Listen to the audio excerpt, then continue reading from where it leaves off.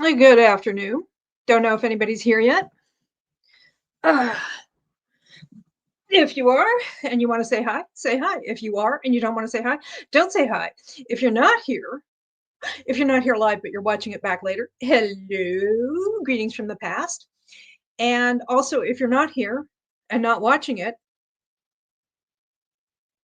well, I hope you're having a good time, whatever it is you are doing. It is time for midweek motivation. And yeah, I do have a haul to do today if anybody shows up. If nobody shows up, I'm not going to bother because you will be missing the stuff. Well, it looks like somebody's here. So yeah, it's another midweek motivation and give people a chance to make the scene. Um, I have a pretty epic book haul because this is from actually almost 2 weeks ago. 2 weeks ago, Friday, I went on a three-state, three bookstore book buying binge. Mhm. And I ended up picking up something like 36 or 37 books uh, at three different stores. Well, three and a half, I guess. I don't know. We'll get into that later. And I thought I'd show you what I picked up. Have I bought more books in the meantime from library sales? Maybe. Uh, as is traditional. Hey, Stacy, she's here. Hey, Stacy, how's it going? And yeah, so as is traditional for midweek motivation, we will start with 10 minutes of yuck. TM Nicole.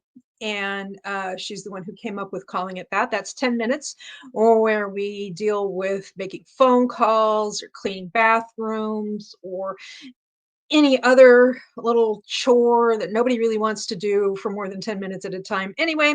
And then when we come back, we'll talk about the first set of books I got at the first bookstore I went to, which was right here in Connecticut before I decided to bravely cross state lines. That makes it sound much more clandestine than it really was. Barkity barkity, says Wyoming. Barkity barkity, back to you and silly. Barkity bark. We're just getting ready to do 10 minutes of yuck. And I don't know what I'm going to do that's yuck today because I kind of already did my chores. Uh, I can tell you, oh, while I was doing my chores yesterday, my mom needs to avoid UV light for, oh, Stacy Hoffman says, doing good at work, so maybe in and out as usual.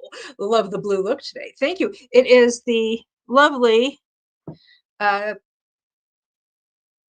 seashells and whatnot starfish tiara. I think of it as my mermaid tiara that was kindly gifted to me by none other than the lovely, the talented, the princessy Abby Jean, who is hopefully going to get her own tiara soon.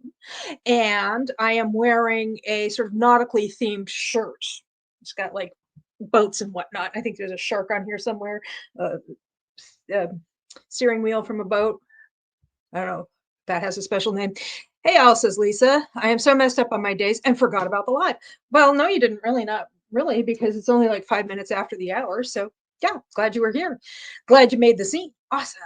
Anyway, so yeah, I was just talking about when I did my chores yesterday. Mom Marionette is kind of needs to avoid UV light for a few weeks.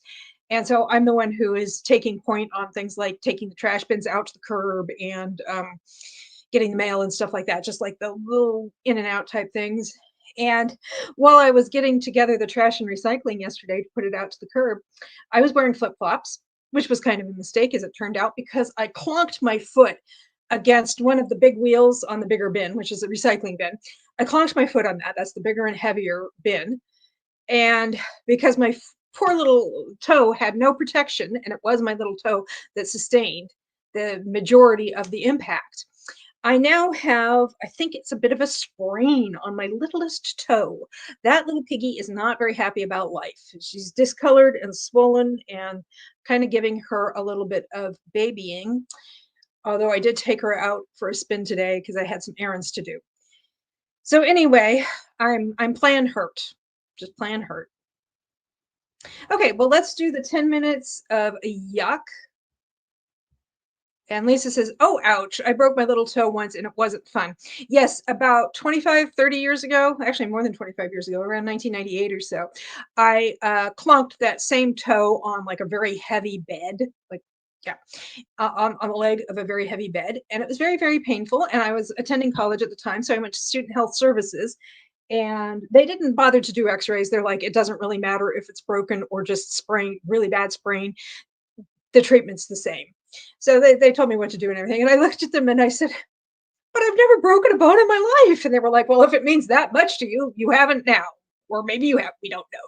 You want to continue to maintain your uh, unbroken bone status, then we'll just say it's a really bad sprain." Uh, so I think this doesn't hurt as much as that did. And so I'm not too worried about it. It's just that little piggy needs to be babied. Although I did take that little piggy to market today. I went to Walmart. And I also had my car emissions tested because it was time. And usually when I do that, the shop I take it to for that is down by the river here in Middletown, down by the Connecticut River, and it's like very just like half a block from the river park. And usually I go for a nice little stroll. I wait until it's a nice day because it's always coming due in like July, August. I wait until it's a nice day so I can go for a little stroll by the river. But I was babying my toe, so I just stayed in the waiting room and read a Harlequin e-arc called Fake Date. Is it Fake Dating on the Orient Express? I think it's just Fake Date on the Orient Express. It's really good. I'm enjoying it. We've left the Orient Express and Venice behind, and now we are in Tuscany. So I'm enjoying that. Okay, that's enough jibber jabber. I'm going to go ahead and set the timer. Well, not the timer. I'm going to go ahead and start the 10 minutes of yuck. And then when we come back, we can do the first part of the haul from the first bookstore I went to. So we are sprinting until 00. I'm going to round it up to 18. And here is the river 105.9. Expect to hear a lot of Ozzy Osbourne and Black Sabbath today because Mr. Osbourne is no longer among the living. There we go. I'm going to put that up on the screen and I will see you in 10. That's not the mute button. One of these is the mute button.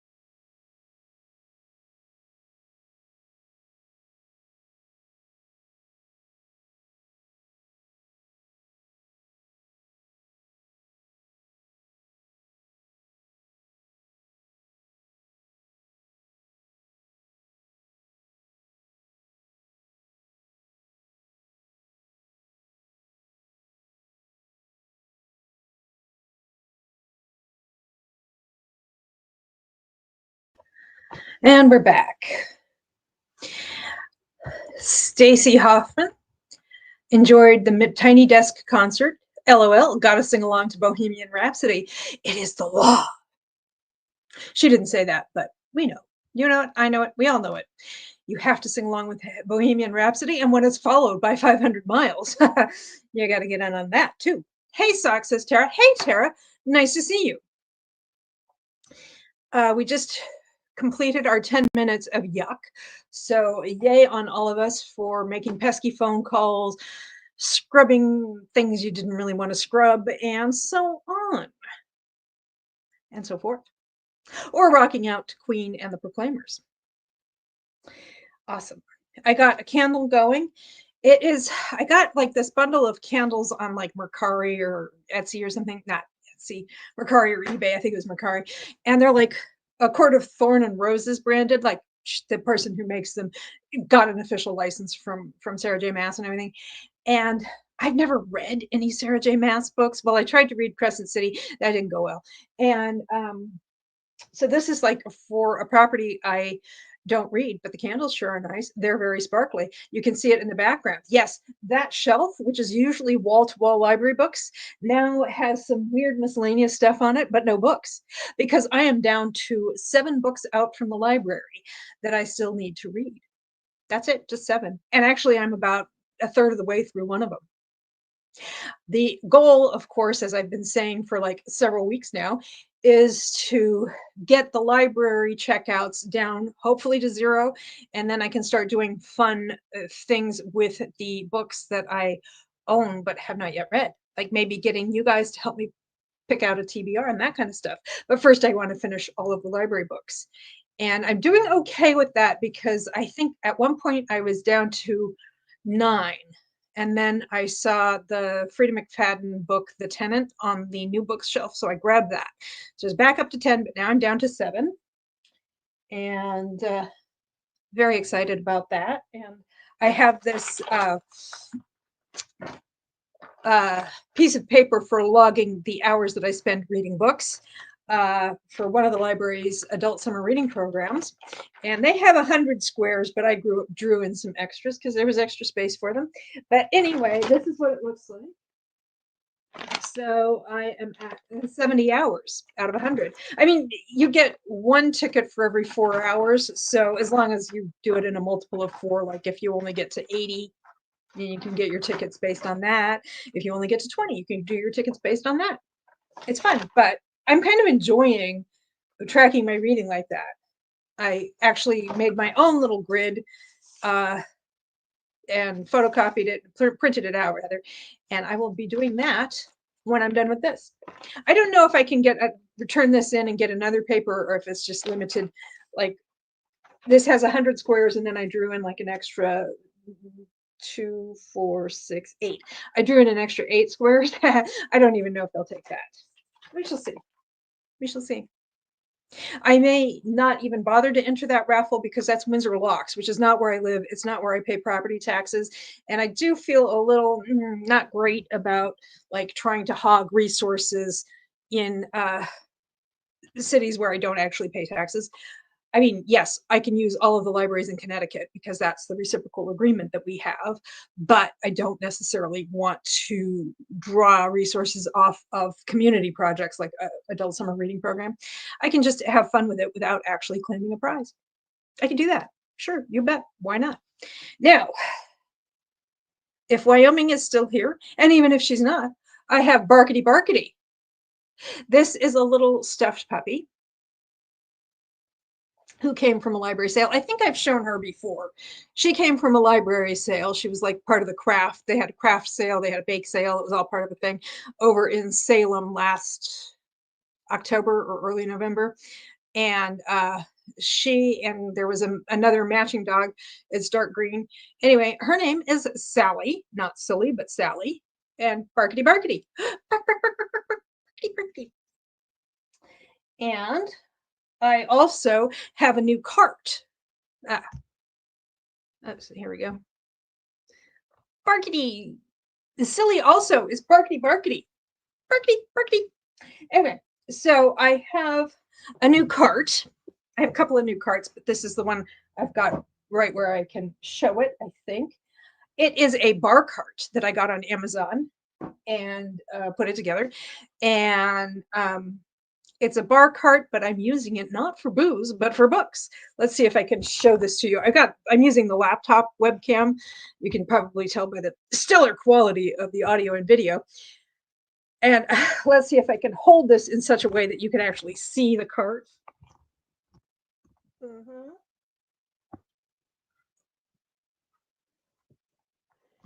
Okay. And all of those books are books I picked up on my 3 states, 3 used bookstore epic tour, which was 2 weeks ago come Friday. So not quite 2 weeks ago, since today is only Wednesday. So I thought I would show you the books I got at my first stop, which was the Book Barn in Niantic, excuse me, to which I go frequently. And the Book Barn is, I kind of said, that's like I went to a bookstore and a half, because the Book Barn has 3 locations. 2 are immediately adjacent to one another, and then the third one is the Book Barn downtown. And I went to the main location where they have general fiction, a lot of nonfiction, YA, children's, and so on. What a perfect cart for books, says Tara. Yes, I like it. I was like looking for a bar cart, and I had bookmarked this one, and then it went on sale, and now it's not available anymore. So I guess that it went on sale because they were genuinely discontinuing it. But I liked the price it was for what it is when it went on sale. It was very easy to put together too. Anyway, so I went to the general fiction Book Barn, and then the Book Barn downtown is what do you call it? Is genre fiction, like not just romance. It's actually a lot of children's books too. They're kind of in the process of moving the stuff over. It's romance, westerns, mysteries, thrillers, adventure, that kind of thing. So that's probably where but not probably, it's definitely where I spent the most amount of money, because I only got one book at the Book Barn, the main store, and it is a translated work. My mother especially likes translated books. I don't know what it's translated from. It won the International Man Booker Prize in 2023, which is like prestigious. It was translated from the Bulgarian. That's exciting. It's called Time Shelter by Georgy Gospodinov, and translated by Angela Rodel from the Bulgarian. And what this is about, it's about like this clinic that opens up, this like inpatient facility that opens up for people suffering from Alzheimer's. And what they do is each floor is kind of styled to look like a different decade. So like there's one floor that's like the 70s floor, and then another one that's the 80s floor, the 60s floor, etc. And the idea is people who have Alzheimer's can, whatever decade they're stuck in for the day or for many days, they just go to that floor and things are a little less disorienting, because it's like they see all, like they think it's 1977 and they go to the 1970s floor and everything looks like the 1970s. And so they're a little less disoriented. However, what happens is rich people start using this facility as a way to kind of escape from the pressures of the modern day. Anyway, hence Time Shelter. So that's the book that I picked up. I got that for me and for Mom Marionette, if she's interested. We have a comment from Cart Full of Fun, says Wyoming. Barkety. Yes, and right now it even has Sally. Okay, so that's what I got at the General Fiction Book Barn. I didn't get anything else. So then I moved on to Book Barn downtown, which is where you find, like I said, the genre fiction. And I got, these two are kind of horror / science fiction. This is Sixth Watch and New Watch, or maybe it's New Watch and then Sixth Watch. I don't remember which one comes first. It's part of a series. I think the first book was called Night Watch. It's like a vampires in Moscow. It is also translated literature. Anyway, I have the first 4 books, some of which I found at library sales, and now I picked up these because these are the 5th and 6th books, so I guess this is 5th and this is 6th. Anyway, so I picked these up. These are by Sergei Lukyanenko. Sergei Lukyanenko. and translated by Andrew Bromfield, and both are translated by Andrew Bromfield. So anyway, it's like a whole series of like vampires in Moscow. So I'm completing the series, which I haven't even started reading yet, but now I have the books. I got some of them I found at a library sale last fall, and one or two of them I got. I asked for my. They were on my birthday and/or Christmas list. Anyway, my sister got me one or two. I can't remember. So those are those, and I think is this romance? I think everything else is romance. So we have The Last Phone Booth in Manhattan by Beth Merlin and Danielle Modafferi. It's pretty. And it is about a woman who thinks she has it all, a charming fiance, a Broadway themed star-studded engagement, and a picture-perfect life. But it turns out her fiance is a fraudster, and he's hauled away in handcuffs when his true identity is exposed. So then she gets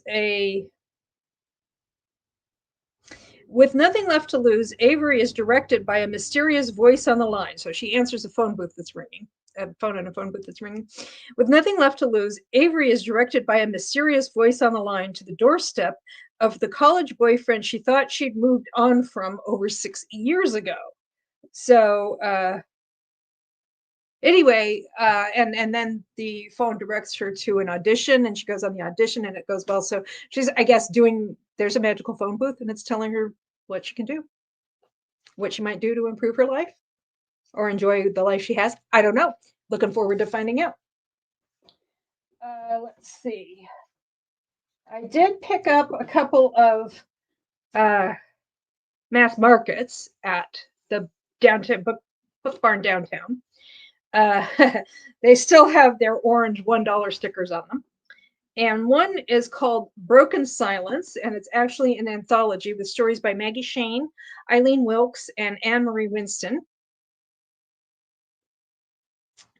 After years of silence, evidence has surfaced of government experiments in genetic manipulation. The media has even speculated that these experiments were successful and that the extraordinary children could be anywhere and anyone. So I think these are 3 separate stories. Yeah, 3 separate stories with that basic premise. And the stories are called, Maggie Shane's story is called The Invisible Virgin. Is she invisible or is her virginity invisible? Raises interesting metaphysical questions, either way. A Matter of Duty by Eileen Wilkes, and Inviting Trouble by Anne Marie Winston. So that's one of the mass markets I got. I keep fussing with this because I see my hair is just like having some sort of a moment. So if you could bear with me while I fix it. Ooh, it's sticking up. It's looking weird. Yeah. And One of These Nights by Susan Sizemore. I don't know if this is time travel. It is. It is time travel. We have an engineer named Maddie McCullough, and she finds herself transported back to 13th century Scotland. So she ends up marrying a dude in exchange for protection until she can get back to is this 20th or 21st? 20th century, because this is copyright 1997. And okay, so anyway, so romance ensues. I'm wondering if, like, because she's an engineer, if she like manages to engineer some siege engines like catapults or whatnot that weren't stuff that isn't readily available in that time. Looking forward to finding out. Okay, so those are some of the books. I still got a few to go. These are all trade paperbacks. I have Requiem, which is by Jamie McGuire, and this is the Providence Trilogy, Book 2. I think this is a paranormal thing. Yeah, this lady who ends up going to hell and coming back. I don't know. She's a Brown University student, but she's already been to hell. I don't have the first book, but I thought I'd grab the second one while I was there. I think these might be on KU, but I'm not sure. Anyway, let's see. Here's non-romance. I got Under the Whispering Door and In the Lives of Puppets by TJ Klune.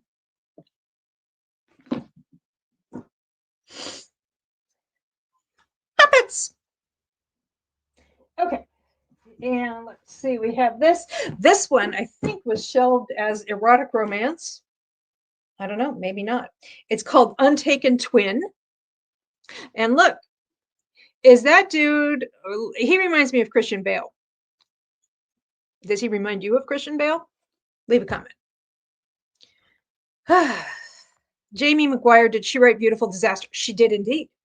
She did. She will. This keep her in mind, because this is not the first time this is not the only time she'll be in this home. I really enjoyed Under the Whispering Door. Yeah, I remember that you had like a thing about it, or I don't know, you talked about it, or maybe it was on a display shelf behind you in one of your videos or something. I don't know. I knew you liked it. That's not why I got it, but I knew, well, I mean, that did inform my choices to a degree when I know that people I am aware of have enjoyed a book. Yes, says Stacy Hoffman, he definitely does. He is Christian Bale. He's going to start yelling at somebody for, yeah, Christian Bale. Yeah, he's going to start yelling at somebody for screwing up a take. Anyway, this is called Untaken Twin. There's only one thing worse than your fiance dying, having to look into his face every single day. Or should I say, the face of his twin? I think this was a super romance from last week. The lady's fiance was guilty of treason, and then she had to pretend that his identical twin was her fiance who had died but was guilty of treason, or probably guilty. I don't remember. It was one of those super romances which have some amazing plots. Have I read any of them? No. I've either been reading fan fiction or trying to read down those library books. But I will get to them. I will. Okay, so yeah, so she left, I guess, left town because she couldn't stand looking at this guy because he was identical to her deceased fiance. I never knew promises were made, then broken, and surely never expected those promises to be about me. When I return to my hometown and see his face, the heartache I've been running from is front and center. But it becomes harder and harder to keep hating the man who looks exactly like the man I loved. I put this in the wrong pile. I actually picked this up at Mary's Paperbacks in Rhode Island, not at Book Barn in Niantic. See?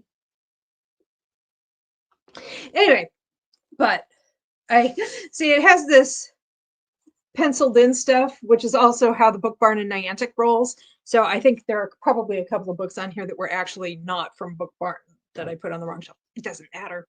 It doesn't matter. Mary's Paperbacks in Rhode Island. Let's see. Okay.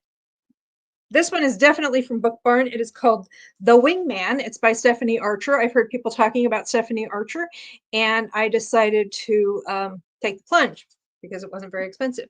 It looks like we probably have some kind of hockey and or field hockey romance. Oh, I'm trying to be so clever and move so gracefully, and I knock my glasses right into my nose. My little toe can relate.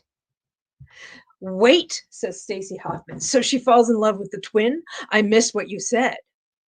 Oh, and Lisa says, I like Stephanie Archer. Nice.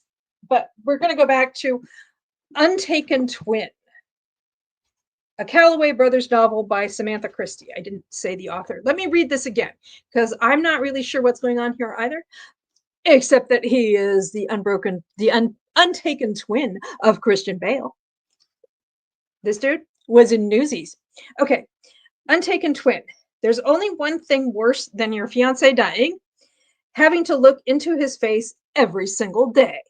Or should I say the face of his twin? So I left.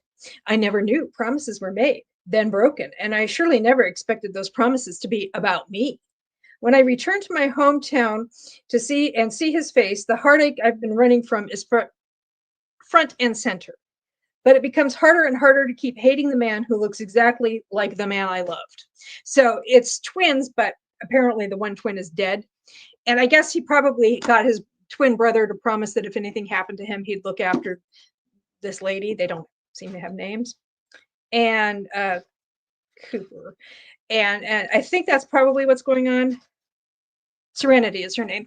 I'm guessing that the dead twin, before he died, told the living twin, to look after Serenity.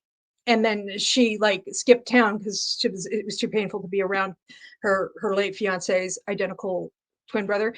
And so she skipped town or left town, and then she's come back. She's come back and realized, oh, he had made this promise to take care of me. And then when I left town, that didn't give him a chance to fulfill his brother's dying wish and my fiance's dying wish. So I'm guessing that's what's going on. Okay, and like I said, Lisa chimed in with, I like Stephanie Archer. I have not read Stephanie Archer, but I've heard a lot of good things. I always get Stephanie Archer and Mia Sheridan mixed up, basically because Mia Sheridan wrote Archer's voice, and I always misremember her as being Mia Archer because of that book that she's so well known for, which I have read and enjoyed as well. Okay. The best way to gain confidence after years with the wrong guy.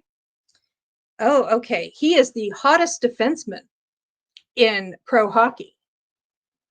And he is my confident best friend and my new dating coach. Best friends to dating coach to dating coach, dating protege. He'll teach me to be a player, but he'll teach me to be a player, but convinces me to practice with him. We've been friends for years, but our flirting lessons and practice kisses push the bounds of friendship. Well, they would. We're roommates, but sleeping in the same bed. This gets more and more scandalous. He buys me a toy as a favor, but helps me use it. Yeah, those fidget spinners can be a little tricky to figure out. All that relationship stuff he's always avoided, he doesn't seem to mind it anymore. Rule number one of being a player is no attachments, but when Hayden sees me picking up other guys, he's jealous enough that I wonder, maybe my wingman has been waiting for me all along. I think I read the first book in that series. Yeah. Oh, Vancouver Storm series. I'm guessing Vancouver Storm is like the fake NHL team that he works with, or fake hockey team. And let's see, let me double check. Okay, this is also from Book Barn and Niantic. It's another sports romance. It's called Snapped.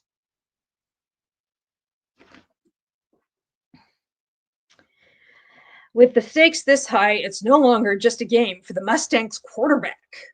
I'm guessing that's the Mustangs quarterback. The main character's name is Elliot Reed. It's a female. She's Elliot Reed. I'm thinking of Scrubs because Sarah Chalke's character on Scrubs was called Elliot Reed. She's living her best life or pretending to. She is her new job as strategic communications manager for the Denver Mustangs. Things are going well until star quarterback Quentin Howard Jr. decides to use the field as a stage and takes a knee during the national anthem. Oh dear, she's going to have to deal with this. Okay, he's the son of a former professional athlete. He knows about the good, the bad, and the ugly in football. Okay. He wants to make the league better. And so anyway, they get a rocky initial meeting leads to more tension between Quentin and Elliot. But her new job forces them to spend time together. As her new job forces them to spend time together, Elliot realizes that they may have more in common than she could have imagined. With her job and his integrity on the line, this is one coin toss that nobody can win, or maybe nobody can lose. Anyway, so we've got like football and sports controversy, political awareness. I'm into it. Oh, whoops, snapped. Oh, by the way, that was Alexa Martin is the name of the writer. And she also wrote a book called Blitzed, presumably she wrote, titles by Alexa Martin: Intercepted, Fumbled, Blitzed, and Snapped. I'm assuming that means blitzed in the American football sense of the word, not blitzed as in like, okay. Also from Book Barn, The Partner Plot by Christina Forrest. She wrote The Neighbor Favor, and I didn't care for The Neighbor Favor. But it was the plot I didn't like, not the writing. Two former high school sweethearts get a second chance in this marriage of convenience romance by Christina Forrest. So she is a successful celebrity stylist, and he is he's a high school teacher and basketball coach, and he runs into her uh, on a birthday trip to Las Vegas, and they celebrate together. They feeling as young and reckless as they did when they were in high school.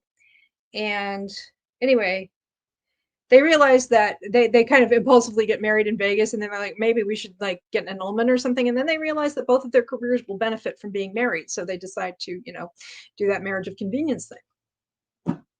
Hopefully, I like it better than the neighbor favorite. Again, my problem with that was the plot, not the writing. And then the final book from Book Barn. Couldn't remember where I was. We're still in Connecticut. Book Barn. Final book from that hall, from that particular from that particular stop is Chasing Lucky by Jen Bennett. And this is actually an arc from it was released May of 2020, so it's an old arc. Yeah. So this is hard to read in this lighting. Mm-hmm. Sometimes to find the good, you have to embrace the bad. Okay, so she's a photographer, and she spent half her life with her single mom. Her mother was a single mother, moving from city to city. When they returned to her historical New England hometown years later to run the family bookstore, Josie knows it's not forever. Her dreams are on the opposite coast, and she has planned to get there. And she runs into the new town a bad boy whose name is Lucky, and he's an outsider and a rebel, and he'll never ever be any good. Well, he's an outsider and a rebel anyway. And he was once, when she was a child, he was her best friend, and I don't know. He takes the blame for something she does, and they become friends, and then it rekindles into something more complicated than that. So, Chasing Lucky. Ah, can you show the cover again? Which one? Chasing Lucky? It is kind of hard to see because there's a big blob of light. That light there is not a reflection in my house. That is actually part of the cover, is having that big bright light behind her. So it's kind of hard to see. Yes, Chasing Lucky. Thank you. Yeah, like I said, that's actually, for once, it's not a reflection. That is actually how the cover is supposed to look. I don't know if they changed it when they released it. Let me take a quick look and see.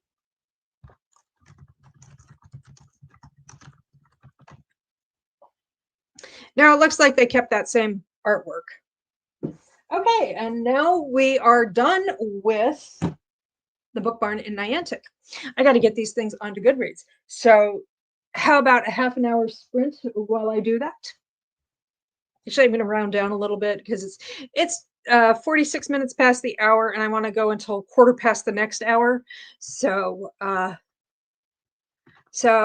then we will, when we come back, I will cross state lines. Although I actually accidentally did earlier because, yeah, sprinting until 00:15, and here is a link. And yes to 15 after, says Lisa. And yes, I will see you in about half an hour.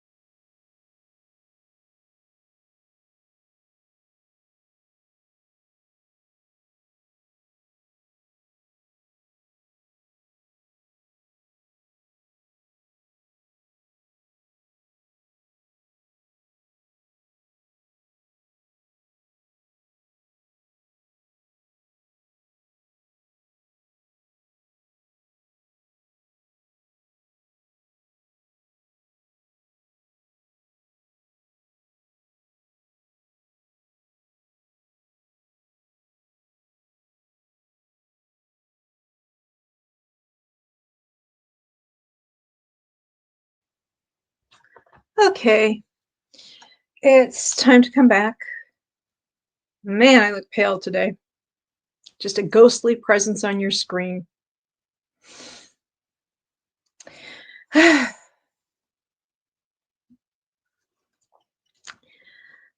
am a princess of like the very, very deep depths of the ocean where sunlight never penetrates. Oh my gosh, says Lisa. I just jumped. Sorry. I hope it wasn't too loud. I was trying to be soft spoken, but it doesn't always work for me. I have some updates from information I learned while I was putting these books on Goodreads. Chasing Lucky by Jen Bennett is actually YA. I did not realize that. And The Last Phone Booth in Manhattan. This is the one about the woman whose fiance gets busted for fraud, and she's like at loose ends. And a phone booth starts. She hears a phone booth ringing, the phone in a phone booth ringing, and she answers it. And this voice tells her to go look up her high school boyfriend and to go on this audition and so on. This is available on Kindle Unlimited. By the way, as I add these books to my collection, to my Goodreads, catalog them on Goodreads, I actually have a tag that is also on KU. So if I have a book that I own that is also on KU, you can find it on my Goodreads if you're interested. That might be relevant once I start asking you guys for TBR suggestions. So if you wanted to, you could go into my also on KU shelf tags and pick something that is also on KU. And so is The Untaken Twin. This is book 3 of the Callaway Creek series by Samantha Christie. And all 3 of those books are on Kindle Unlimited. So again, tagged appropriately. So that's just a couple of updates on those. Oh, there you go. I'm sorry. Wait. Wait. I'm sorry if you said this in past lives. Don't apologize. I say a lot of things all over the place. But do you label your Goodreads by a TBR tag?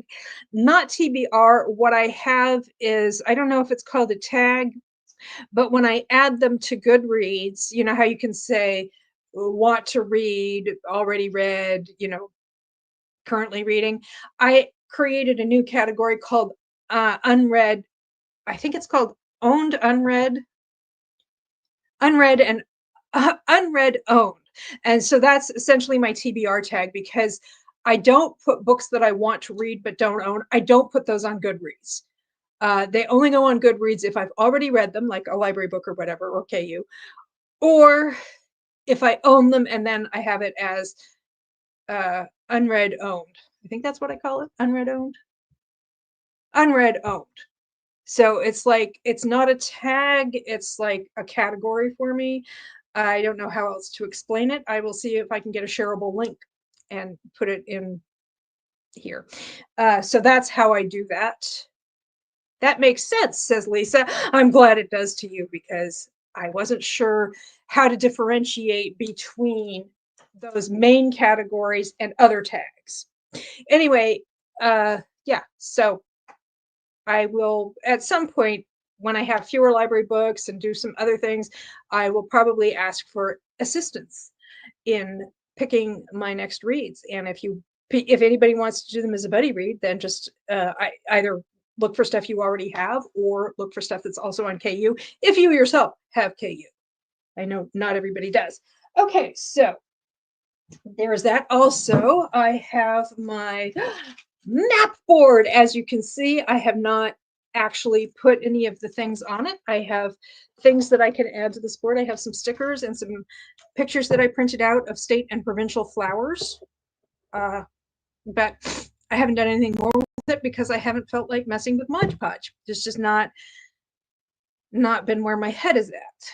However, I do have some cute push pins that I picked up at Michael's. They were from the sewing department. I didn't realize until I got home that they were like 3 times longer than my other push pins. So I had to get some utility snips and cut them down, which I did. My hand was very tired when I was done. I tried doing it left-handed. I'm right-handed. I tried doing it left-handed to like spread the work around a little bit, but I just was not able to do it to my satisfaction. Okay, but what I have is these are cute. They're in various colors. Let's see if I can find one. I don't know if it's going to show up because it's so dark in here. They're in various colors, but they're kind of iridescent. They've got like a little sheen to them.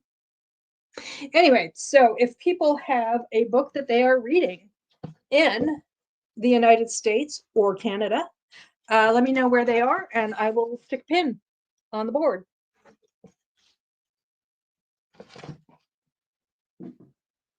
The underdecorated board. Okay, now, when last we left, we were in Niantic, and I was for sure going to Niantic. Comment? Let's see. You have a pin. I believe you have a pin, says Lisa, but New York City. Yes, actually, I have a bigger pin. It's one of this kind. It's bigger because we had at least 2 books taking place in New York City. So for those kinds of situations, I have these larger pins. That indicates that it's at least 2 books, maybe even more. So thank you. Okay, so I was at the Book Barn in Niantic. Now, the day before that, I went on a Friday, almost 2 weeks ago.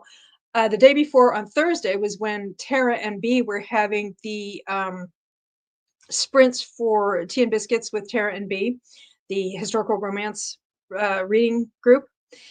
And they were doing all of these polls to determine like what book are we going to read in August and what is the theme going to be for September, because some months get themes because they just do, and we had to vote on what the theme was going to be and so on. So that was fun. And I said, while we're all voting, I was thinking of going to Book Barn tomorrow. Should I do that or no? And so B actually put up a poll, and it turned out of the 11 respondents, 100% of them, 11 of them said, yes, go to Book Barn. So I went to Book Barn. And as you know, I went to the Book Barn and the Book Barn downtown. You saw the books I got. If you're watching this back later or you just joined us, well, if you're watching it back later, you probably saw that. If you've just joined us, that was before it was after the 10-minute sprint, but before the first 30-minute sprint. So far only 30-minute sprint. And I showed the books that I got there, and I accidentally slipped one in from another bookstore. Okay, after I finished in Niantic, I thought, do I have the energy to keep on going? And I did. So I went to Mary's Paperbacks, which is in Warwick, I almost said Long Island, Warwick in Rhode Island. Going to Long Island, I can do it, but you have to take a ferry. You either have to drive into New York City and back. You have to drive. Anyway, if I want the most direct way to get to Long Island from where I live is on the ferry, wasn't going to do that. But I went to Mary's Paperbacks in Warwick, Rhode Island, and it was a nice drive. And I got there, and Mary's Paperbacks is right next to a cupcake store. Very exciting. Very, very exciting. But first, I shopped, and I already showed one of the books that I got there because I thought it was something that I got from Book Barn, but it was this one, which, like I said, is on KU. Stacy says, I'm going to make a list of all the book locations for this summer, and I'll send it to you in the next few days. No rush. I don't know if I'm gonna.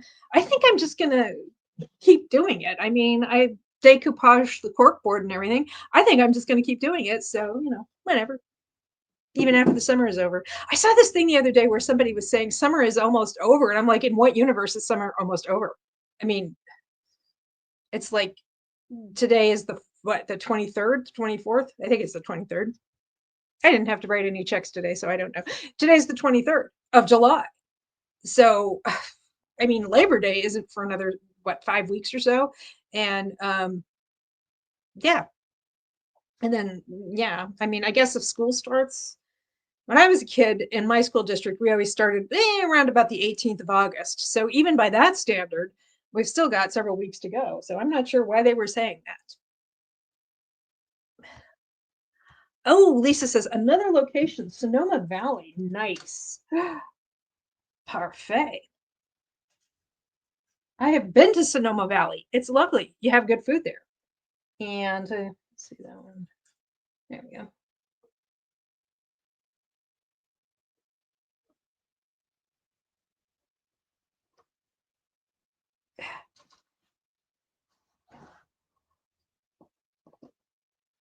There we go. Sonoma Valley.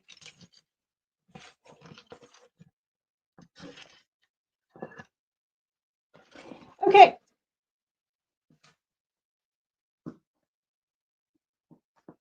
Lovely. Thank you. School used to start on my birthday every year on August 24th.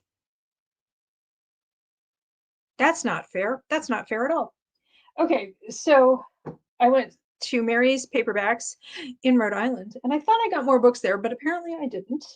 I got two mass markets there. Oh, and Lisa's senior year of high school, the state passed a law for schools to start after Labor Day so the tourist town could keep kids working longer. When my mother was in high school, went to high school in Sacramento, California, which is where the state fair was every year. And the state fair went all the way up to Admission Day, which was the anniversary of the date that California officially became a state, a member of the union, became a state, which was September 9th, I believe, 7th or 9th. I think it was September 9th. So they actually, because so many kids worked at the state fair and related tourist type stuff, they actually didn't start school until after Admission Day because they just needed the labor force. Gwen says the person was so hot, they were delusional. Yeah, yeah. It was Zillow gone wild. So, Zillow Gone Wild is the one where the guy finds these listings for very wild houses on Zillow. And maybe looking at all of those wild houses just sent him into some sort of fugue state. I'm not sure. I left a comment about that. I was like, how, in what universe is it? In what world is it? Yeah, anyway. So I got two mass markets, and guess what? They're both step backs. This was at Mary's Paperbacks in Rhode Island. And we have Patricia Potter, Renegade. And that is, it's kind of hard to see almost, but that is, it looks like armor, but it is a revolver in a holster. Oh, Wyoming has an interesting question. Were you able to film in any of the bookstores? I didn't. I probably could have, but I chose not to because I didn't. I really just wanted to focus on enjoying myself in the moment and not worry about documenting it for the future. I will say this though, I haven't gotten there yet, but in one of the stores, you actually get a 20% discount for tagging them in your Instagram stories. So I did that just basically to get the discount. But yeah, I wasn't really interested in trying to do videos because it just, like I said, I wanted to enjoy the moment. And I did very much so. And I think that I probably enjoyed it more than if I had been like fumbling around trying to take video. It just, anyway, so this is, yeah, Renegade. So this is a Western thing because we've got a revolver in a holster and some flowers and stuff. It's very cool. And here's the picture, the step back. Let's see, what do we got here? An exquisite creature of light. Okay, our MMC is a prisoner. He never wondered why he never Prisoner Reese Redding never wondered why an angel with gleaming ebony hair and startling violet eyes would appear in the hellish Confederate jail. He's a POW. She's an angel. Not really. All he cared about was that she was his only hope of escaping Richmond before the conquering Yanks set the prisoners free and found out who he really was.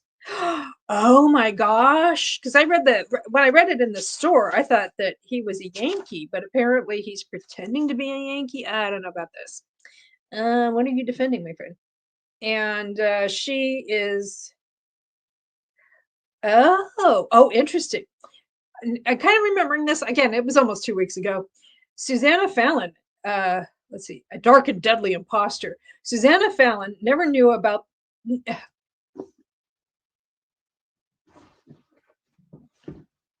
I read a lot of books. I read them very well. with superior comprehension skills. Susanna Fallon knew nothing about the wounded man who lay on the cot next to her brothers beyond the incongruity of his Yankee uniform and his Welsh accent. Woohoo, he's got a Welsh accent. Though she saw in his onyx eyes the wild, predatory spirit of a hawk, something within her urged Susanna to trust him, to take the chance that he could make the perilous journey across the lawless South and get her home to Texas. Okay, so as they traveled the scarred, burned out land, they would feel the heat of passion's flame. But once they reached their destination, would Reese take flight again, or would the man who insisted he had no soul realize he'd found the keeper of his heart? Potentially problematic, but I'm definitely going to give it a shot because I have read some books that were set in and around the Civil War that I thought were going to be really just like unreadably disaligned with my personal value system. They were actually fine. Okay, so that's one of them. And the other one is Dragonfire by Linda Ladd. And check that out. That is the business. Dragon's Heart, disciple of a secret Asian order. Ooh, dear. Speaking of problematic. A stunning sapphire-eyed enchantress trained in the ancient martial arts. Windsor Richmond travels across the American frontier sworn to chastity and revenge. Oh, what was that? Oh, gosh. There's a B movie like this. Spaghetti Western. I can't remember. So anyway, Stone Kincaid, of course his name is Stone. Why wouldn't it be? Don't be silly. Is drawn to the exquisite and mysterious Windsor by an all-consuming passion he is helpless to deny, never dreaming the sensuous stranger wrongly believes him to be her enemy and longs for his destruction. In a bold, untamed land, fate would cast them together. Shared vows of retribution would impel them toward danger, and a soul-searing love forged in the flames of desire would make their magnificent hearts one. Ooh, boy. This could go so right or so wrong.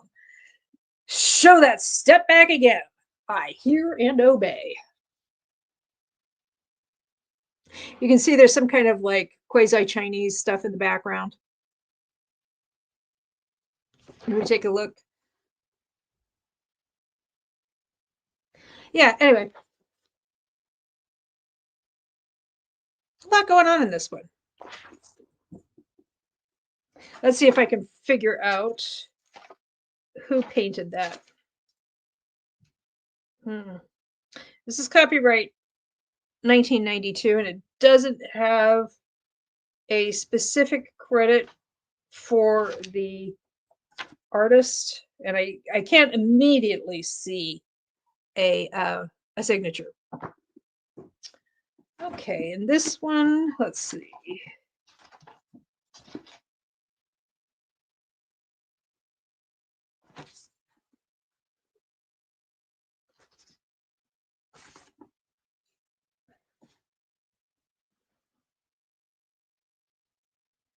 Okay, apparently the artist here is Steve Assel. I don't know. It's kind of dark in here, so I can't tell exactly. Gwen says, "Don't you wish Goodreads had the step backs along with the covers? That would be so sweet." I mean, some of them when they were reissued, the step back migrated to the front, but just as often as not, they just kept the front and just didn't have anything, or they had a little fake out strip. Anyway, yeah, it would be nice if they did. That would be cool, but it's not going to happen. And I have this hardcover book of the month edition of 5 Years From Now by Paige Toon. Let's see. Nell and Van meet as children when their parents fall in love.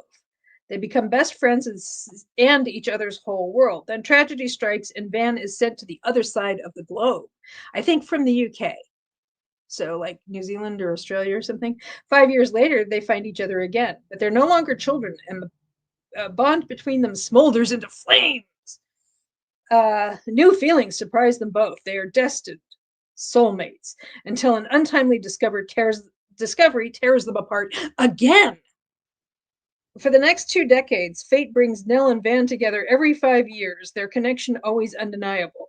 They will have to make a choice, but it's bigger than their lives alone. It's bigger than their lives alone.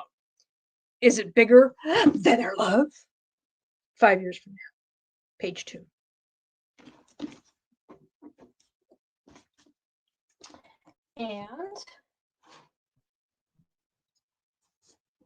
And this is Alora's Cave.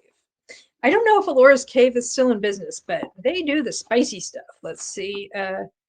This is from 2005. It is Peppermint Creek Inn by Jan Springer. This was, yeah. It's not Christian Bale this time. It's Bradley Cooper with a broken nose. Okay.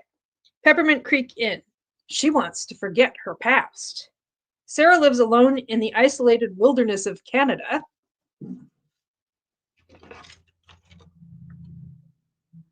An awful lot of Canada is isolated wilderness, so they're going to have to be more specific if I'm going to put a pin on the map.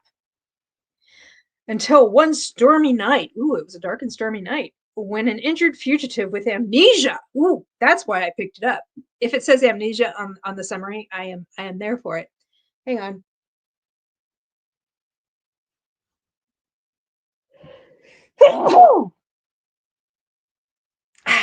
Refreshing. Okay. Okay, so this one night, an injured fugitive with amnesia. How does he know he's a fugitive? Forces his way into her home and straight into her wounded heart. He's dangerous, tastes of dark, delicious sex, and unleashes lusty cravings she never knew she had.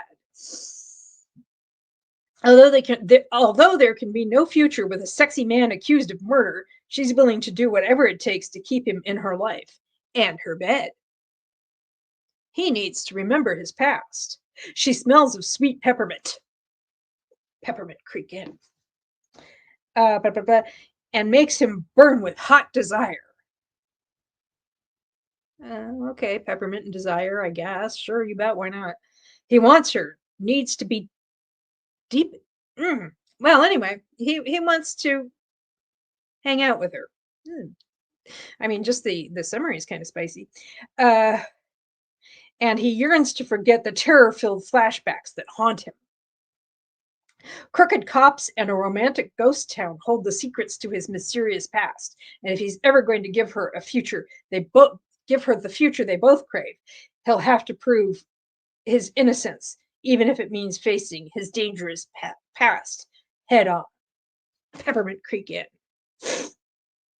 Sounds like a cozy dark romance, if that's a thing. I hope cozy dark romance is a thing, because I would be into that. Need to take a quick sip. Okay. And then this book was actually on my excuse me. I said that I don't actually have, when I add books to Goodreads, I add them if I own them. I don't add them if I just want to read them. However, on Storygraph, I actually do have some books that I added ages ago that I just never took off, that were books that I didn't own but wanted to read. And so I just kind of see them out of the corner of my eye, because Storygraph kind of previews your want to read pile for you. And this is one of them, and I found it at Mary's. Siri, Who Am I? By Sam Cheetah. That's Cheetah, spelled like that. And this is, Mia might look like a millennial, but she was born yesterday, emerging from a coma with short-term amnesia after an accident. She can't remember her own name until the Siri assistant on her iPhone provides it. So anyway, she thinks she is, based on her haircut and so on, she thinks she's wealthy, but she doesn't know what the heck is going on. And she has to go through her Instagram to try to figure out what happened and who she is. And one more from Mary's. Emma in the Night by Wendy Walker. And I think this is this YA? This is a thriller, I think. One night, 15-year-old Cass and her 17-year-old sister Emma disappear. The family car is found deserted at a nearby beach, but the authorities are baffled by what could have become of them. 3 years later, with just the clothes on her back and no evidence or credibility to back up her claims of what happened, Cass returns home without her sister. Her tale is one of kidnapping and isolation and the mysterious island where the two were held. But Cass's story has holes, and to forensic psychiatrist Dr. Abby Winter, something about it just doesn't add up. As an expert in narcissistic personality disorder, Dr. Winter looks deeply into Cass's family to uncover the truth.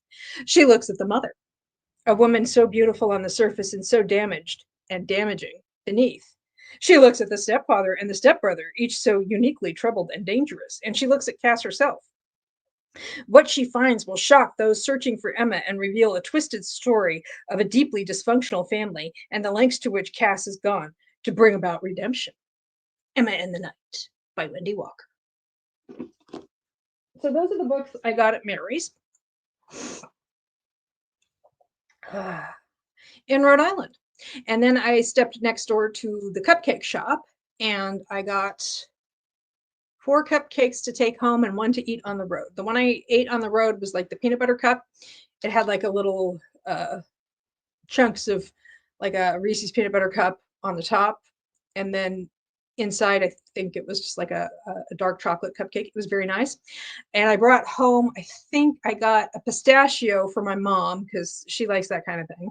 And an Oreo, a mint Oreo for myself, mint Oreo cupcake for myself. And what were the other? I got two that were the same, that, but I can't remember what they were. It has been almost 2 weeks.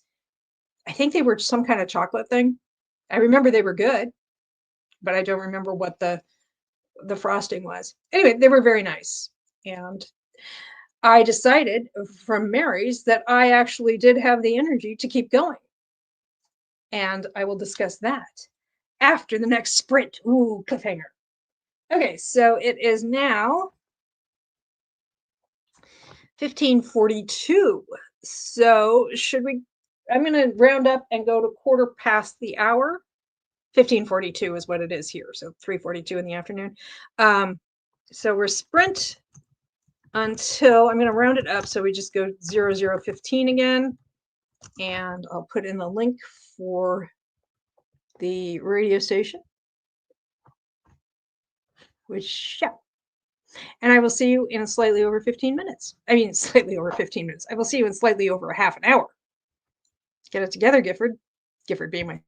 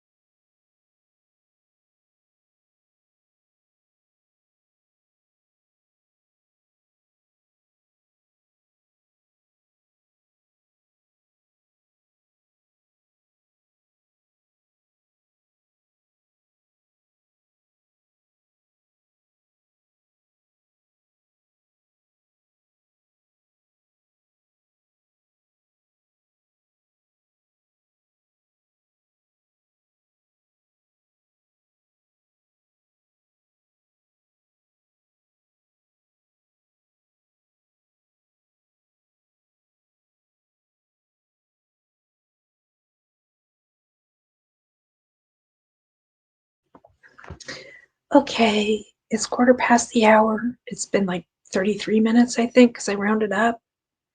So come back, come back, come back. There, I tried to be really, really soft there so that nobody like got startled and spilled their tea, like literally all over the place.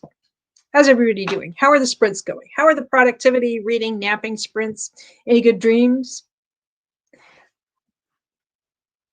Okay, I think that's the last of the sprints because I'm getting a little tired and a little headachy. However, I still have books to haul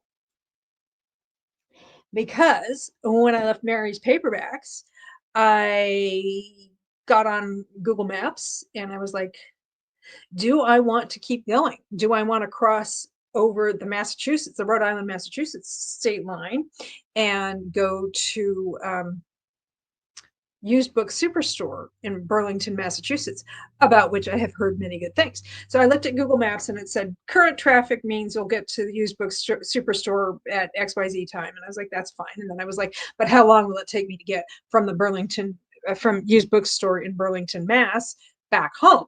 And it's told me, I don't remember what it said. And I was like, yeah, yeah, okay, this is doable. We'll do this. No problem. So I went to the used book superstore in Burlington, Mass. And I bought a lot of stuff, a lot of stuff. They mostly only have books that were published within the last 10 years. And anyway, so I did that. And I stopped and used the bathroom at a Dunkin' Donuts right by a used book superstore in Burlington. And it was probably the, it's definitely the worst Dunkin' Donuts bathroom I've ever been in. Uh, it was not nice, but I didn't have a choice.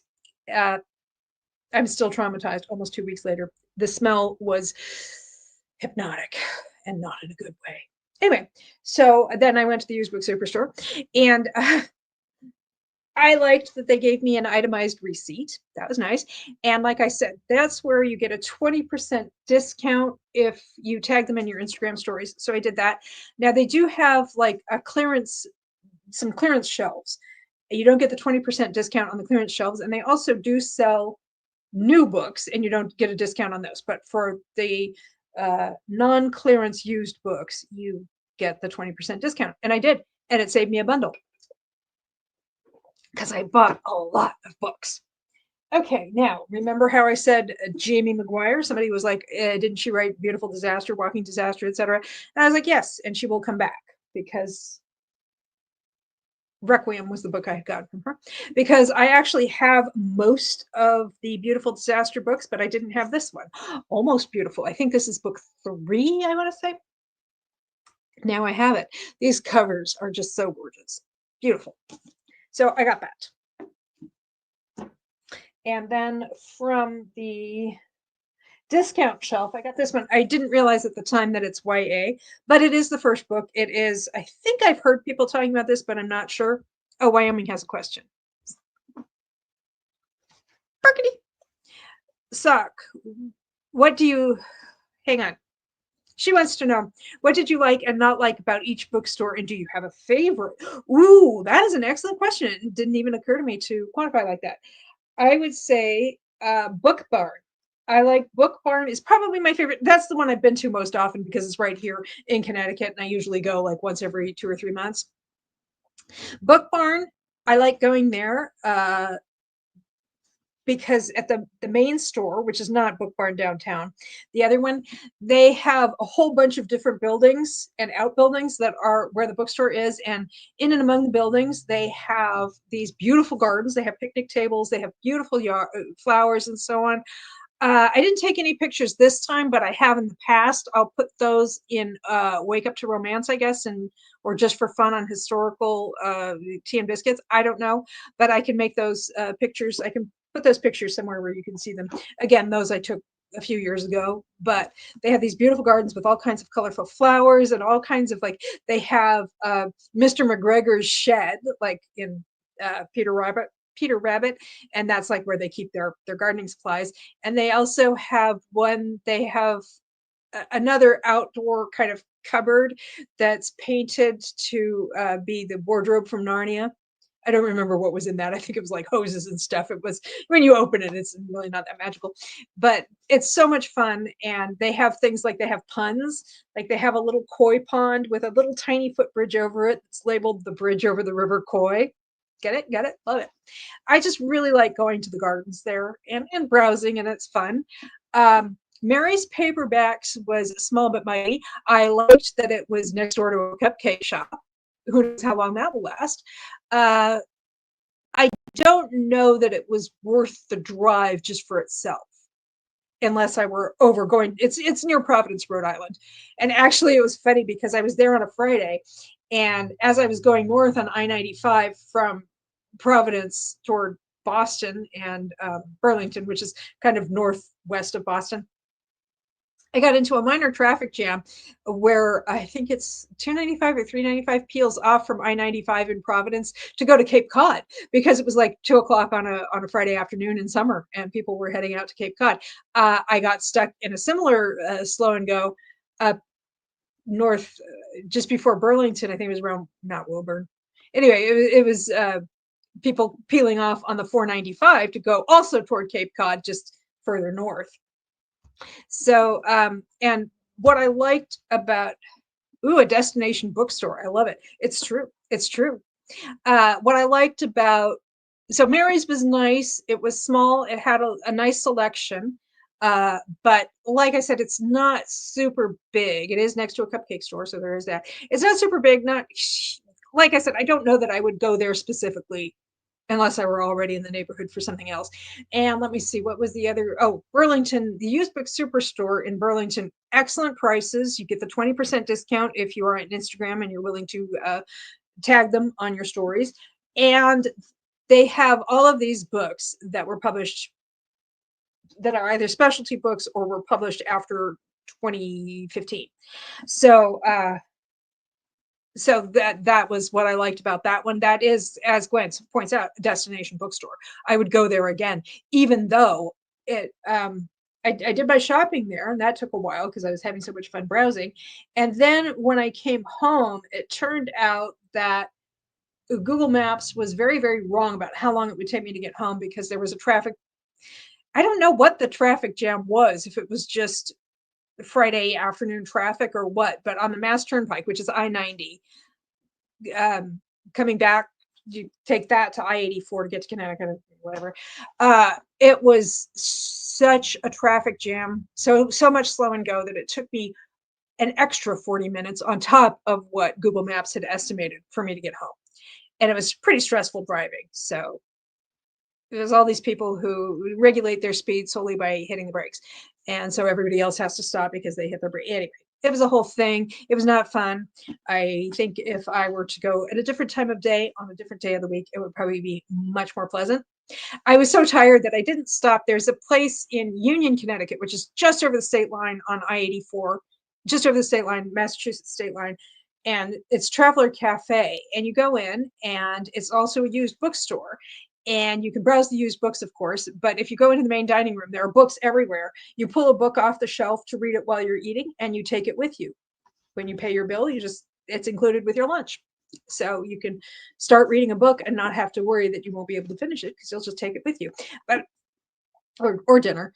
I didn't have the energy to stop. I just wanted to get home because I was pretty tired. I'm tired just thinking about it, actually, that whole day, that whole drive. Anyway, but I had a good time, and I'm glad I went to Used Book Superstore, and now I know the kinds of things that they have. Anyway, this is the book I got from their clearance rack, and this is, I think I've heard people talking about it. It turns out it's YA. It's by Shelby Mahurin, and it's called Serpent and Dove, and it's the first book of, I don't know if it's a series or just a duology. I think the other one is called Blood and Honey. Anyway, so I got that. It's nice and floppy. Love a good floppy paperback. So I got that. And I got, yes, Almost Beautiful. And I, as you may know from things I have said in the past, I do like my Alexis Hall. And I had a chance to increase my Alexis Hall collection. I saw this book, I've read, these are all books I've read by him. And this one I saw at a library sale and didn't buy it. And then was kicking myself ever after for not doing that. A Lady for a Duke, which is an historical romance, and it is it's really good. Hmm. Enjoyed it. Would recommend. And I had found at a library sale, I found Husband Material, and it's the sequel to Boyfriend Material. I've read them both, liked them, didn't mind. Some Alexis Hall books I don't really need to have my own copy of, but this was one I was like, oh, I'll grab this, and maybe I'll find Boyfriend Material along the way. Well, I did. So now I have Boyfriend Material and Husband Material, both by Alexis Hall. This is historical romance, and these are contemporary. And then For Real by Alexis Hall. I wanted my own copy of it. Have read it before. Really, really liked it. I think I talked about this in another live stream because I had it out from the library because I was going to reread it. And I didn't get around to it, but I was like, I just want my own copy. So finding it at a used bookstore. Awesome. Okay. Speaking of filling in a series that I already have, I found at a library sale a few weeks back, I found beautiful, I'm about to use strong language because that's the title of the book, Beautiful Bastard by Christina Lauren. And beautiful,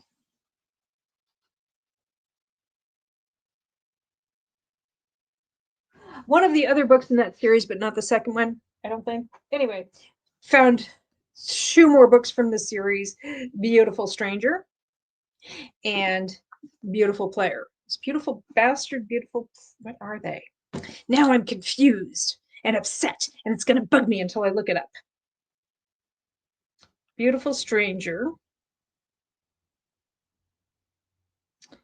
Oh, Beautiful Stranger is the second book. Beautiful Secret. Oh, I don't know. I'm going to have to figure this out because I don't know. Anyway, now I have 4 books. It looks like the series is, I thought it was only a 4-book series. And I think there's like some 2.5 like shorter books in there. I'll have to look into it. But I found those. Okay. And this is a thriller called Metropolis by B.A. Shapiro. And this is 6 people, 6 secrets, 6 different backgrounds. They would never have met if not for their connection to the Metropolis storage warehouse in Cambridge, Massachusetts. When someone falls down an elevator shaft at the facility, each of the 6 becomes caught up in an intensifying chain of events. So it is a thriller kind of deal. That gets chucked across the room. I landed on the bed. That goes downstairs. I put the thrillers downstairs because Mom Marionette doesn't read romance for the most part. Although she did enjoy the Abby Jimenez book I had, and she did enjoy People We Meet on Vacation by Emily Henry. Anyway, but I put the thrillers and some of the general fiction downstairs where she can get at it in case she gets bored one day and wants to browse stuff. Okay, and sports romance. Pucked by Helena Hunting. I've heard people talking about her. I haven't read anything by her, but I got this. This is only at Target, and that looks like a sticker, but it's directly printed onto the cover. It is got stencils on the sprayed edges. Very nice. And one of the things I liked about the itemized receipt I got from Used Book Superstore was it itemized, like it actually gave you the title as well as the ISBN, and it actually specified that this was a Target exclusive edition. So it's like not just the title but also the edition if it's a special edition. I didn't get any book of the month books there, but I imagine that if I had, it would say on there book of the month. So this is a sports romance. I have zero interest in legendary hockey player Alex Waters or his pretty beat up face and 6-pack abs. Having a famous pro athlete for a stepbrother means I'm aware that a lot of these guys are notorious F boys, which is literally what it says here. The only hockey games I attend are under duress. I won't go. Don't make me. That is until Alex starts talking books to me. Then he becomes more than not just a hot body with a face to match. And soon I discover just how good Alex is with the hockey stick in his pants. You may read, but your similes and metaphors leave a lot to be desired. But I consider our night of passionate, Magic, just that one night, except Alex starts to call and text and email and send extravagant and quirky gifts. Suddenly, he's too difficult to ignore and nearly impossible not to like. The problem? He's a total player. And me, I don't want to be a part of the game. Okay, so mismatched expectations from a relationship. Love to see it. Stinger by Mia Sheridan, also available on Kindle Unlimited. Sometimes you don't even realize anything is wrong until someone comes along and changes you and makes you want more. That's pretty much the theme of most of her books, if not all. Grace Hamilton is a girl with a plan. She knows exactly where her life is going and prides herself on always achieving her goals. She's never stepped outside the lines she draws for herself and never considered what her heart truly wants. That is, until him. And Carson Stinger, Carson Stringer Bell. Carson Stinger doesn't play by any rules except his own. Working in the adult entertainment industry, he doesn't care what others think of his choices and takes each day as it comes, so to speak. No direction, no plan. He knows what women want from him, and in his eyes, it's all he has to offer until her. So, unexpected circumstances force them together. They're swept up into the electric chemistry between them, surrendering to a steamy weekend in each other's arms. But for two people whose worlds could never coexist, they know their time is short. That is, until their hearts get involved without their permission. Stinger by Mia Sheridan. Okay, now speaking of filling in a series that I have, this entire series is on Kindle Unlimited, and I can get it easily from the library, but I still want my own copies. And that is the Seven Sister series by Lucinda Riley.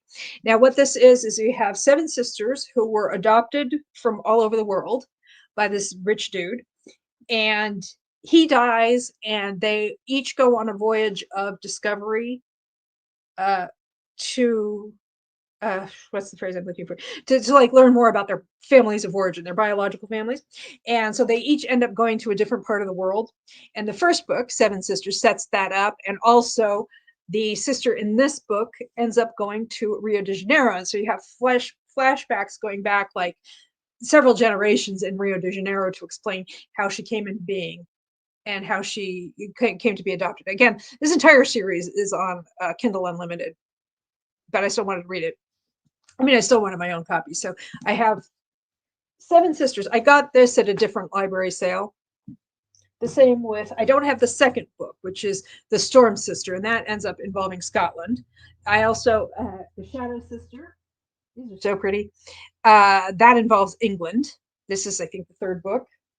The Pearl Sister. I don't know which book this is in the series. I'm not sure, but this involves Australia. There's another. The other one I'm missing is the Moon Sister, which I think is book 4, and that involves Spain. Then we have the Sun Sister. This involves Kenya. The Missing Sister. I'm not sure where this. New Zealand and Canada. And then Lucinda Riley, when she was only in her early to mid 50s a few years ago, she died young. She had a throat cancer. She died young, but her son took it upon himself. Her son's not a writer, I don't think. He took it upon himself to finish her last book that she was working on, and it's called Atlas, the story of Pa Salt. And Pa Salt is the mysterious millionaire who adopted all of these girls. And so this was his backstory. And Lucinda Riley's son, Harry Whitaker, took her notes and the work she'd already done and expanded on it to finish the book after she died. So, Gwen says, are they romance or women's fiction? I think they're more women's fiction, kind of family saga, intergenerational. There would be romantic elements, but it's women's fiction or general fiction, however you want to categorize that. But yeah, less romance. I mean, like I said, there are going to be romances. Let's see. I think they do find love along the way, but it's kind of incidental to the voyage of discovery and the flashbacks that explain like the family background. So yeah, if you're looking for like historical romance, this is not so much. Yeah. Okay. Good question. Thank you for bringing that up. Okay, and then I have the spicy. Well, actually, I'll do the sweet and then the spicy. Well, this is probably both. This is Game On by Sarisia Glass. Game On, and I read. Oh gosh, what was it? Was it the Love Con? I read the Love Con by her, and I really, really enjoyed it. That I had out from the library. Yeah, the Love Con, and that was about a woman who was a cosplayer, and she took part in a cosplaying. It was fake dating with her best friend, and uh, she was doing like a TV reality show for cosplayers. And so, anyway, it was fun. I liked it. And then I saw this and grabbed it. And this one, they're gamers. So, Samara Reynolds has built a large following as a gamer under an anonymous screen name and uses her skills as a DEI consultant to advocate for equal representation in video games. Another one that's socially conscious kind of romance. Love it. When she posts a video critiquing popular, it's hard to read. You can see it's like dark purple on lighter purple. It's kind of hard to read. Okay. When she posts a video critiquing the popular game Legends Fall, she knows she'll get a reaction from her fans, but the video leads to hundreds of female gamers criticizing the game and its company, Artemis Games. The only thing more unexpected than starting an online movement is getting a job offer from the handsome CEO of Artemis. He's got a Keanu Reeves vibe to him. Not upset about this. Aaron Galanis has been on a mission to get his company certified to create gaming content for people with disabilities. When he sees Artemis trending online for all the wrong reasons, he's determined to right his wrongs and offers the original poster a mea culpa as well as a job offer to overhaul the character options in Legends Fall. Working together turns them from adversaries into allies, allies into friends, and after that, something more. I really like friends to lovers, and if it's going to be antagonists to lovers, I like it when there's like a colleagues or friends or a project they're working on together along the way that makes them realize, oh, we're stronger together. We've got options for working together. So that's the Game On by Sarisia Glass. And Wyoming, Barkety Barkety. Barkety says, I think I'm going to look for those Lucinda books. That's Lucinda Riley. And the first one I've actually not even started this series yet, but I've read other things by her that I enjoyed, and I have a couple other books by her. The first one is The Seven Sisters. And if you have Kindle Unlimited, they are on Kindle Unlimited. They're also fairly widely available in libraries and used bookstores. So, yeah. Let me know if you want the buddy read, but I won't be able to get to it for a little while yet because I've got some other stuff I need to finish first before I can start chipping away at my own TBR. Okay, really starting to get a bit of a headache, so just a few more books to discuss, Barty, and then I'm going to sign off. Okay, so I have two books by Katie Robert, and they're the first two books in the O'Malley's series, which is organized crime, so dark romance. Dark Succession, which was originally published as The Marriage Contract. So it's a arranged marriage.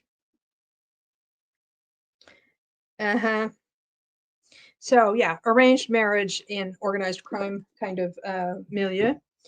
And then this is the second book in the series, Heated Rivals, which was previously published as The Wedding Pact. And I think this is about a different couple.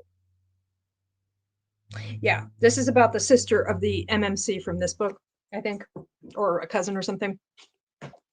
So anyway, looking forward to that. I enjoy Katie Robert sometimes. I think her Neon Gods series has been kind of a mixed bag for me. I've been really, really let down by the last couple of books, but I still keep trying because I like the first ones so much. My favorite is the third one, actually, Wicked Beauty. Love that one. Okay, and then one more. Speaking of couples and thruples and other combinations, I have a 3-book series by Sierra Simone that I've been wanting to read for a while, and I was very happy to find all 3 books for cheap at Used Book Superstore, and that is American. Okay, I don't have matching. I don't have all the matching covers. I have two people covers and one discrete cover. American Queen. I think that the people cover is like her back, and she's wearing a backless gown with like a necklace going down her spine. It's gorgeous. Oh my gosh. But this is kind of nice. It's just the discrete cover. And then I have the people cover for American Prince. Jamie Dornan. Jamie Dornan. And American King. And this is about he's the president of the United States. She is the first lady, and he's the vice president. And they really like it when they can share a giant bed, all three of them together. And apparently it's even kinkier than just a threesome. Apparently there's some other stuff that goes on. Anyway, I really liked Salt Kiss and Honey Cut by her, so yeah. Okay, so that's the stuff I got on my epic 3 states, 3 bookstores tour. Since then, I have picked up some books at Friends of the Library bookstores at Wallingford here in Connecticut, and this morning at Berlin. So I will talk about those next week because, yeah, it's a lot. And I dropped a fair amount of coin, but I also got a fair amount of books. You know, on a per book by average, it was not that much money. It's only like $5, $5 on average, I think, for all of those books. So, you know, so I was very happy with what I got. And I really need to get my library books taken care of. And I have an arc I need to read. Actually, I do need to read the arc by release date for that book is on Tuesday. Oh, speaking of Tuesday, next week is a book talk with Sock every other week kind of week, but I'm not doing it on Monday. I am doing it on Tuesday because my guest is going to be a Stormy of Storm Reads. And because she and Sarah, formerly the Bookish Knitter, now Sarah category romance reader, are they have their reading sprints on Mondays at 7 Eastern. And that's usually when I do book talk with Sock, because originally when I set up book talk with Sock, I didn't realize that that was going on at the same time. So since Storm is going to be my guest, we're going to be talking about men's adventure. So that'll be fun. As a genre, I guess men's adventure is a thing that men do that's adventurous. I don't know. Anyway, we're going to be talking about that. So that is going to be on Tuesday at 7 Eastern. So Tuesday, July 29th, I want to say. And then, yes, Tuesday, July 29th at 7 Eastern is going to be Book Talk with Sock, talking men's adventure with Stormy and Storm Reads. And that'll be fun. And then, of course, I will be back here a week from today for more midweek motivation at 2 p.m. Eastern. And that will be, I can talk about the books I picked up last week at Wallingford Friends of the Library Bookstore, and earlier today at Berlin Friends of the Library Bookstore. But I got to jump off now because I'm really starting to get kind of a headache, a little bit of sinus or something. I don't know, but I would like to relax and not, you know, get the tiara off and so on. So I hope you are all having a great day, and that I will see you somewhere along the line between now and next Wednesday.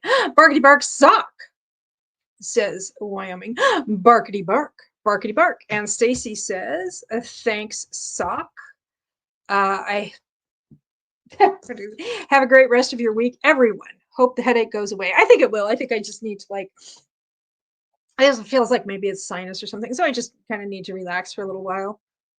So thank you all for joining me. And like I said, I may see you before next Wednesday, or if not, have a great week and a great weekend, especially. Feel better, Sock, says Gwen. Thank you. I'm sure it'll clear up pretty quickly. It's just now it takes my mind off my injured toe. That little piggy went to market. Anyway, so thank you all for joining me, and I will see you again.